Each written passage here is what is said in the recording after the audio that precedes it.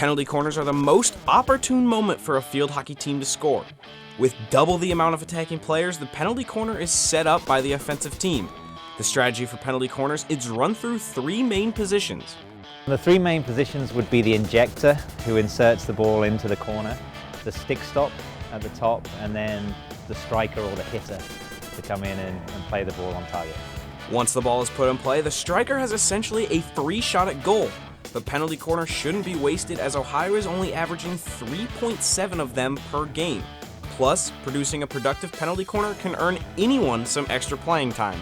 If you've got one of these skills, we will get you in the game, because if your skill is better than others, it is much more beneficial for us to have it on the field. So it's a good way for players to work on something individually and get themselves involved in a very important part of the game.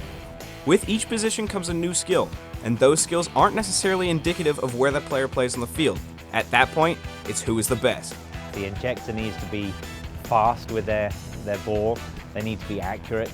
The stick stopper has to be very quick at getting that ball either dead or rolled into the D if we're going to hit it. And then usually it's the people who've got the best accuracy with the hit, and a lot of times most power as well. Even with all of the strategies, penalty corners have accounted for over 50% of Ohio's shots this season. But penalty corners break down to more than just a shot on goal, and teams have become pretty clever with their approach. For Ohio, their calls rely on how they've scouted their opponent. The options that we would call depend on what the defense is running. And so if we've scouted a team and see that they play a particular setup, we're obviously going to put the ball somewhere where they're not, or where we don't expect them to be. Even if the defense is there, teams aren't afraid to get a little tricky.